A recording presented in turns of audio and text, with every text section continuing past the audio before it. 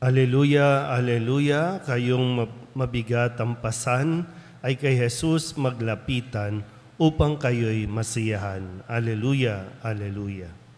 Sumainyo ang Panginoon. At sumaiyo rin. Ang mabuting balita ng Panginoon ayon kay San Mateo. Papuri sa iyo, Panginoon. Noong panahong iyon, umalis si Jesus at sa kanyang paglakad, nakita niya ang isang taong ang pangalay Mateo. Nakaupo ito sa paningilan ng buwis. Sinabi ni Jesus sa kanya, "Sumunod ka sa akin." Tumindig si Mateo at sumunod sa kanya. Nang si Jesus at ang kanyang mga alagad ay nasa bahay ni Mateo, dumating ang maraming publikano at mga makasalanan, at sila'y magkakasalong kumain.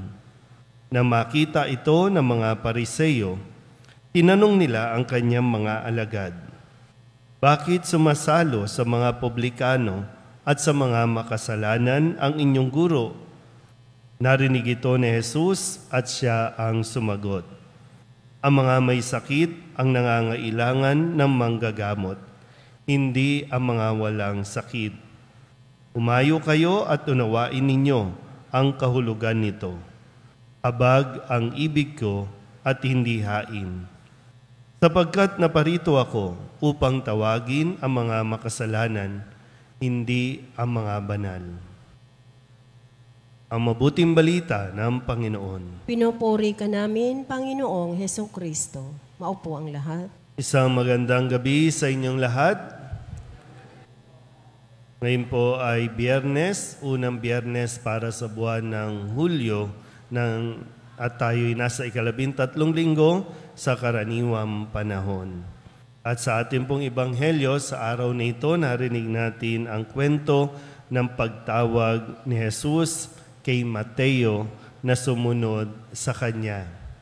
Si Mateo ay tinuturing na makasalanan dahil sa kanyang trabaho. Walang gustong makipagkaibigan sa kanya. Walang gustong ma-associate sa kanya dahil nga siya ay para sa mga Hudyo, sa kanyang mga kababayan ay mga makasalanan kung kaya't iniiwasan. Pero dito, siya ay nilapitan at tinawag ni Jesus na sumunod sa kanya. At nang si Jesus naman ay naroroon sa bahay ni Mateo dahil ito ay naghanda para sa kay Jesus at sa mga bisita pang iba, ngayon ay tinatanong kung bakit nakikisalo si Jesus sa mga publikano at mga makasalanan.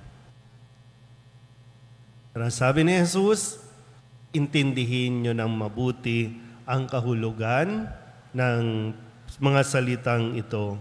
Habag ang ibig ko at hindi hain. Ngayon, tingnan po natin muna. Sino dito ang may mga kaibigan? Taas nga ang kamay ng mga may kaibigan. Yung iba, wala. Bakit kayo walang kaibigan? O kaya naman, kanino kayo nakikipagkaibigan? Yan. Pwede rin natin tingnan yung bagay na ito. Kanino kayo nakikipagkaibigan? At masasabi niyo bang yung mga kaibigan ninyo matitino? Yung mga kaibigan ninyo mababait? Ikaw ba, sa tingin mo, mabuting kaibigan ka ba? Kasi maganda makita natin yung aspetong ito, na para kay Jesus, kay Jesus, lahat ay kanyang kakaibiganin. Kahit pa yung mga tao na ang tingin sa kanila masama ang ugali, kakaibiganin pa rin ni Jesus. Hindi yan yung maglalagay na, "Ay, mga salbahe yan, hindi ko kakaibiganin yan." Pero sa pakikipagkaibigan ni Jesus, nandoon yung dahil kinaibigan siya ni Jesus, kung kaya't nagkaroon ng pagbabago sa buhay ni Mateo at maging ng mga publikano, yung mga makasalanan. So hindi lang para bang, ay, hindi kita kakaibiganin kasi makasalanan ka. Doon lang ako sa mababait. Naiintindihan ba, mga bata? So lahat ay, kung yung aral, lahat ay kakaibiganin natin. Kahit pa, sabihin natin salbahe, o minsan kasi kaya salbahe, walang gusto makipagkaibigan, kaya dinadaan sa tapang. Pero dito, sana mas maintindihan natin, no? Nakikipagkaibigan si Jesus at dahil sa kanyang kabutihan, nagkakaroon ng pagbabago sa kanyang mga kinakaibigan. Ngayon, kung nakikipagkaibigan tayo, kayo mga bata, no? Makikipagkaibigan ka, sino ang maiimpluwensyahan? Ikaw ba ang maiimpluwensyahan ng masama o sila ang iimpluwensyahan mo na maging mabuti? Sa mga estudyante, magbabarkada kayo. No? At minsan sinasabi, ay, iwasan mo yan, no? Salbahe yan, iwasan mo yan. Pero, kung makikipagkaibigan, tiyakin mo na ikaw ang mag-iimpluwensya ng kabutihan at hindi ikaw ang mag-iimpluwensyahan ng kasamaan. Naintindihan ba yon? Kasi yan ang ginagawa ni Jesus sa atin. Kahit salbahe tayo, kinakaibigan pa rin tayo ni Jesus.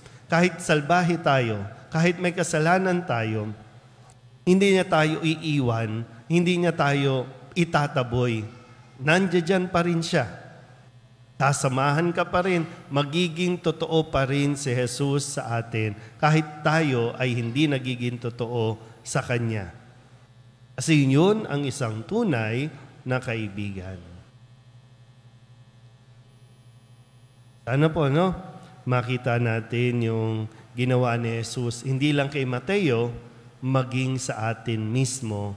At matutunan dinawa natin na maging tunay na kaibigan sa lahat o sa mga taong lalong higit na nangangailangan ng kaibigan. Amen?